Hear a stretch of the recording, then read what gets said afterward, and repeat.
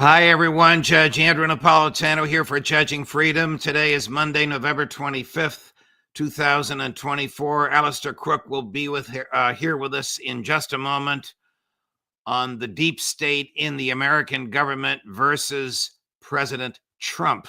But first, this. We're taught to work hard for 35 to 40 years. Save your money, then live off your savings. Unfortunately, there are too many threats undermining the value of our hard-earned dollars. The Fed's massive money printing machine is shrinking your dollar's value. Just the cost of groceries is absurd. Let me be brutally honest. I think the dollar is on its way to being extinct, not just here, but globally. The BRICS nations, led by Russia and China, threaten to remove the dollar as the world's reserve currency. Central banks have been shifting away from the dollar and into gold. And if we go to central bank digital currency, that will not only destroy the dollar, but we will lose our freedom. We will lose our privacy. They can track anything we do. You need to take care of yourself and your family. So here's what you need to do. Immerse yourself in knowledge and information. The writing is on the wall. Now is the time to consider shifting some of your dollars into gold and silver as your bedrock financial asset. Call my friends at Lear Capital, the leader in precious metals, investing for over 27 years. They help me diversify into gold and silver. They can help you too. Call Lear today at 800-511-4620, 800-511-4620, or go to LearJudgeNap.com. Alastair Crooke, good day to you, my friend, and welcome here. Thank you for joining us as always. Since we were together last, largely in response to the American and British authorization for Ukrainians to deploy with American and British technical assistance long-range missiles into Russia, the Kremlin responded with some new supersonic device that the world had never seen, which apparently can't be shot down. What was the reaction amongst European elites to the use of this device to destroy a military storage facility in Ukraine? It's barely mentioned, hardly noticed in the press. It's just largely ignored. And I would say to you, I know you've probably had others on the program, but this is really a thunderbolt because it's checkmate that Putin has done.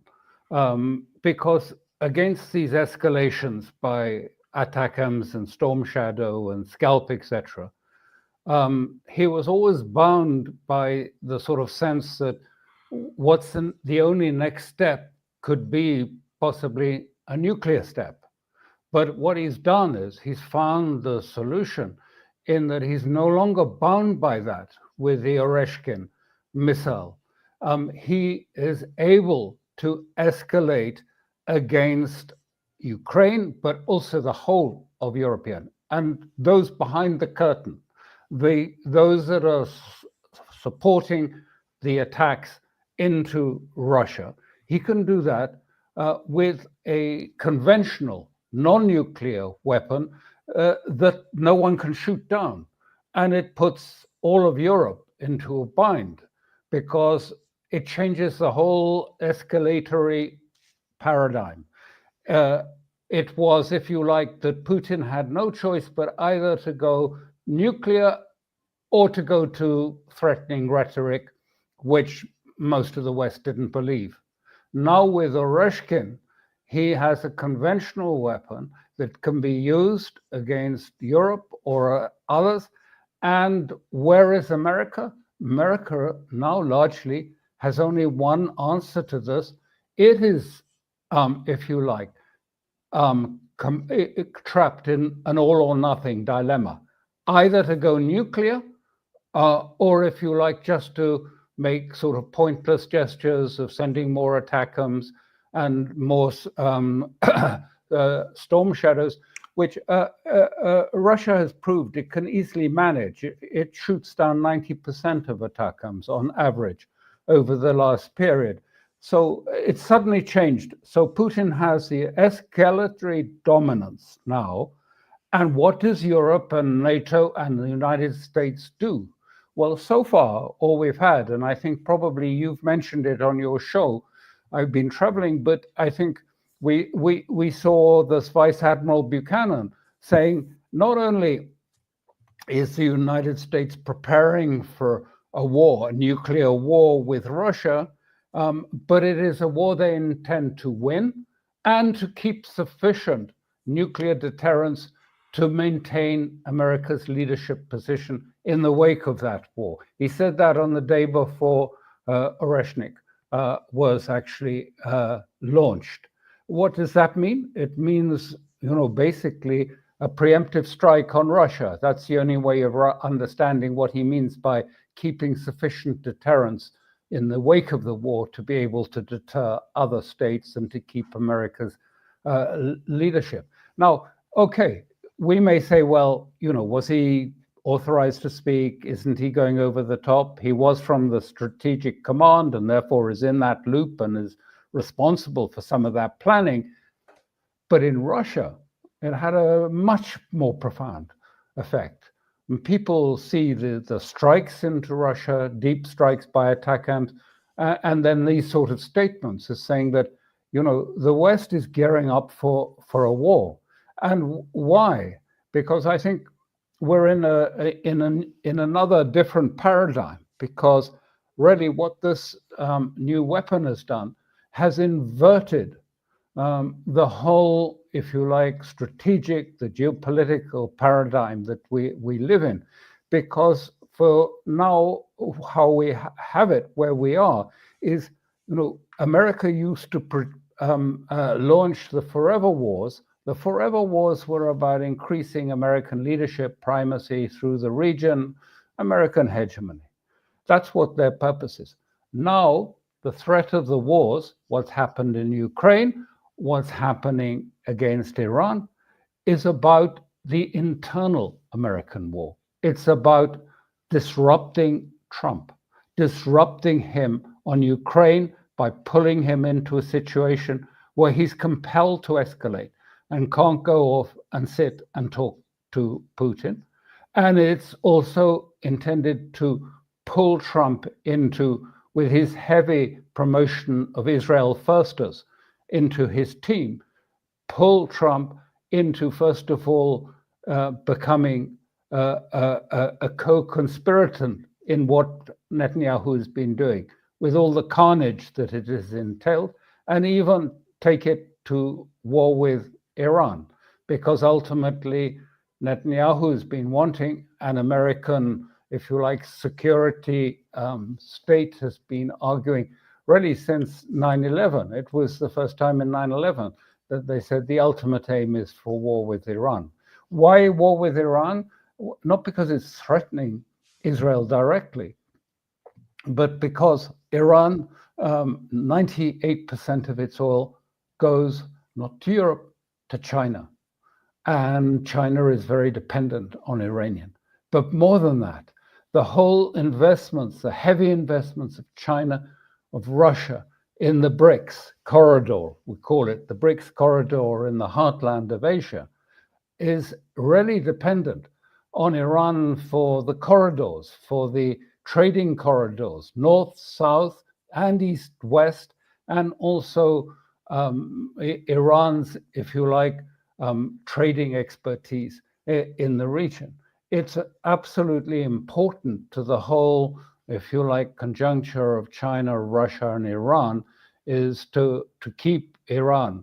So collapsing Iran is probably seen by some in Washington as a means to contain China, to weaken China, not just Iran, but to weaken China.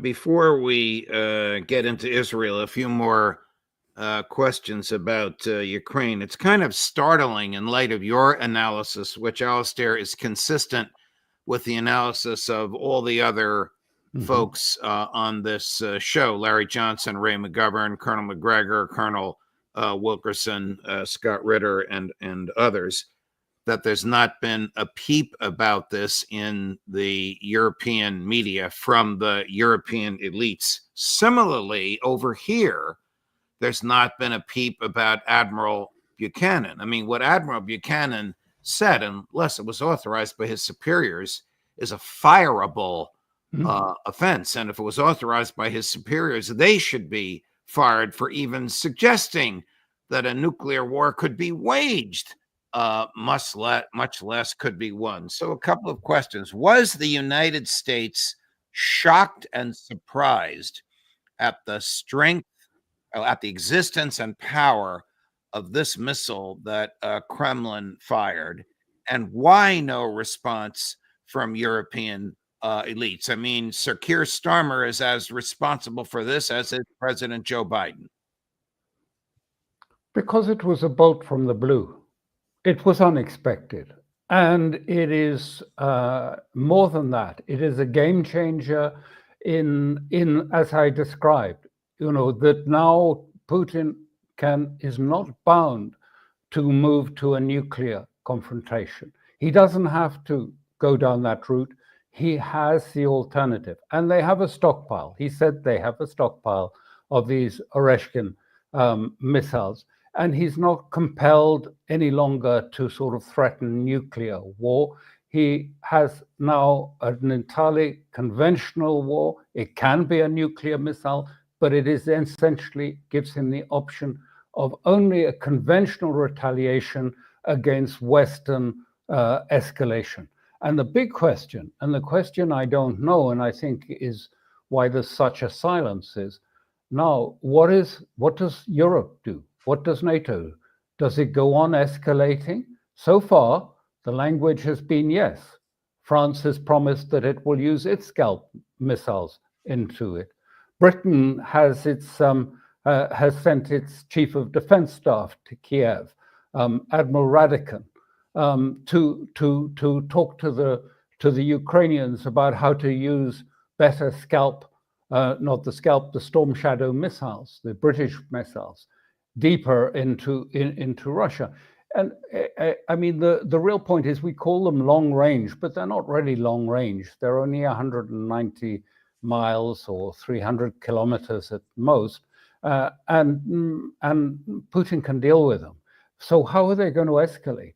How do they, if they want to escalate the war so as to present Trump with no alternative but to pursue escalation in Ukraine?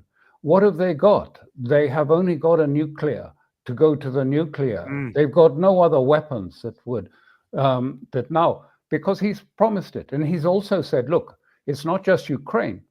We will attack NATO and European bases that are supporting those missiles.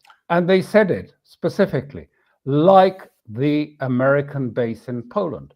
That was said, it's on the target list. Wow. So it wasn't just, generalized. It was said the base, American base, which is one of the new missile bases they've constructed, this is now a target. And so it changes also a much bigger paradigm, which was, as you recall, I think it was in 2019, at, I think, probably John Bolton's insistence, America withdrew from the intermediate range missile treaty. And he said they were putting missiles into Poland, into Romania, mainly as a guard against Iranian intercontinental missiles. No one believes that. It was against Russia, of course. But then last year, he said in 23, America said it was planning now to put hypersonic missiles into Germany in by 26. So to surround Russia with intermediate missiles. And Putin then said in response, and this is the escalation, and then said, well, we're going to do our own thing, and we're going to produce our intermediate missiles. And that's the Oreshkin. That's its direct result of throwing out the intermediate treaty and then saying, well, we're going to put these missiles right into Germany on your doorstep. So he's come back with a checkmate. because there's no alternative now for America. So they're going to have an emergency meeting, I think, on the 26th of November of NATO to decide what do we do. But I mean, there's no obvious response, but they're desperate to keep the escalation going because Biden and the outgoing administration want to keep the escalation for internal. And as I say, this is more about internal American rivalries and politics than it is about actually a strategic objective in Ukraine, just as Iran is much more about pulling Trump into an invidious position so that he cannot concentrate on the two things that matter to him most of all, is the great reform, the storm that he has promised the Americans of reducing the power, crippling the power of the permanent security state, and ending the sort of extravagant bloating in the federal expenditures, the endless omnibus expenditure measures that are so long that no one in Congress ever has time to read, 3,000 pages of expenditures. Right. So these are the things that matter and matter most to Americans. That's the American interest. I'm speaking outside and from away, but I can understand the American interest is to become a competitive economy again, to reduce the size of the sort of financialized economy and to have a real economy that makes things, that can sell things, that is competitive. And to do that, he's going to use, he says, tariffs and other means to do that.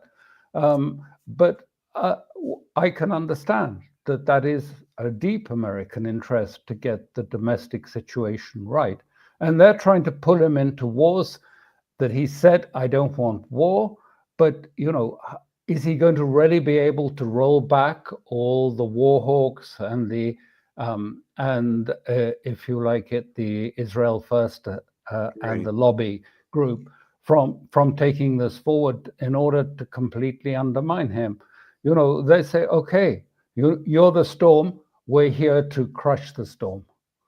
And Trump will say, you're wrong. I am the storm. Yeah. You have, and that's your phrase, by the way, from your terrific column of the weekend. You have argued persuasively that the deep state is a counterinsurgency inside the American government against President-elect Trump. It appears from your comments this morning that you believe that there are many, many foreign collaborators in that resistance to Trump, and they happen to be the heads of state in Western Europe. Is that a fair summary of your argument? I would say it's pretty well all the Five Eyes. The Five Eyes that were supposed to be the closest to the United States. United States, Great Britain, Australia, New Zealand. Who did I miss? I think more or less right. Or Canada. But the Five Eyes, with which the United States regularly shares intelligence and military secrets, although we know not always from some of the intelligence leaks, along with other European nations' leadership, will collaborate in the insurgency against Donald Trump.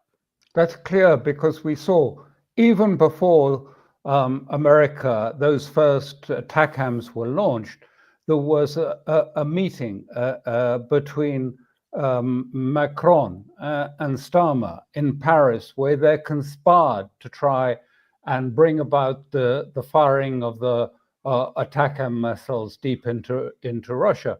I mean, they were obviously doing this against the interests of Trump, who said very plainly that, when he comes into office, he will look forward to trying to talk to Putin and to try and find some resolution. And they were doing this to make it much more difficult. So, I mean, the evidence is plain and out there. Will Israeli Prime Minister Netanyahu, now indicted and the subject of an arrest warrant for war crimes, attempt to use the American deep state to seduce President Trump into supporting Netanyahu's hoped-for war against Iran? I would only take exception to your word seduced. It's not that. I think it's much more that it is really a sense of blackmailed. I mean, internally blackmailed because, how is it blackmail rather than seduction? It's blackmail because Netanyahu has been able to bring America into various wars, the Iraq War, a Netanyahu war. I mean, it was very plain that that was in the wake of 9/11, the first on the hit list, or at least the top of the hit list. Iran was on the list then. And always, as I say, it's not just about Iran and its nuclear program, it's about China and about weakening China. And Iran is seen as a way, even if it's a false exercise, and I think it can be, and I think viewers should be aware of the danger, because what happened, you will recall what happened with Colin Powell at the UN that led to the Iraq War, when he produced these evidence, this little evidence and the charts behind him to show that these laboratories were being used. Now we have the press full of stories about how Israel attacked the main research center of Iran and destroyed this research center, and that's a huge setback to Iran. It is about as real as Colin Powell's evidence then in the Iraq War. They didn't, there was nothing in Parchin. There was nothing there. There were two empty buildings that were attacked not by ballistic missiles, but by drones. But they were already abandoned, and they'd been abandoned since Khatami's time. It's fake. This huge story about how it was a great blow against the research program. All the sensitive material from Parchin, I mean, I've been following it for I suppose, 10, 20 years now, and so this is a fake exercise. So are we going to have a fake war against Iran? Because they probably can't destroy the missile, the nuclear program, which is buried deep, deep into mountains. I don't know whether there exists a weapon that America has, a nuclear weapon that can go that deep right into the base of a mountain and get at it. I doubt it, but it's maybe possible. But if it isn't, then we will have one where we're told, oh, it's been destroyed, it's been a great success, and now the Iranian people will probably rise up and change the regime in Tehran. I mean, it's just, again, like the lead up to the war against Iraq, fakery and not true. And I feel this is going to be, and I say this as an outsider, but I think this is going to be deeply damaging if it does happen to American interests in the region. I'm curious at your use of the word blackmail with respect to Prime Minister Netanyahu and President Trump. I don't imagine you mean it in a personal way, but what is the blackmail? We know what Netanyahu wants. You've just described that so nicely, but what is his leverage with Trump? The leverage is that Netanyahu has immense pull over the security establishment and also the lobby, and also more widely, many Americans who are loyal Americans in the Democratic and Republican Party, but are avidly Israel firsters. Some of them, even for evangelical reasons, are like that. And the reason that they can do this, that the blackmail, I mean, is that if Netanyahu finds the trigger, the provocative trigger at Iran. You remember with Hania, and before it was, if you like, the diplomats, Iranian diplomats in Damascus. deliberately killed to try and be provocative. If Netanyahu uses a provocation and Iran responds hurtfully to Israel, which is likely, Iran responds to that, I think that the whole of the establishment in the United States will say, we have to do something about Iran. Right. Oh my goodness, this is 9/11 again. We have to get involved.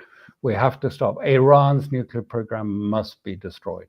Right. So I think that sort of blackmail is what I mean. Got it. And I agree with you. I think that is the way they would react. Look at President Trump's intended nominees. None has been nominated yet because he's not in office yet, but his intended nominees, he's just about filled every major position except the director of the FBI, about which apparently there's a lot of internal battling going on. They are filled with Israel firsters. Even Senator John Thune, about as white bread, plain vanilla, upper Midwest human being as you can find, is now the new leader of the Republicans in the Senate.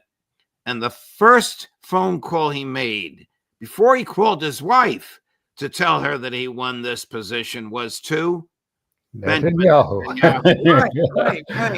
Right. So I guessed it. we can see where all this is going. Who or what will stop these Israel firsters if they're being emboldened by Donald Trump?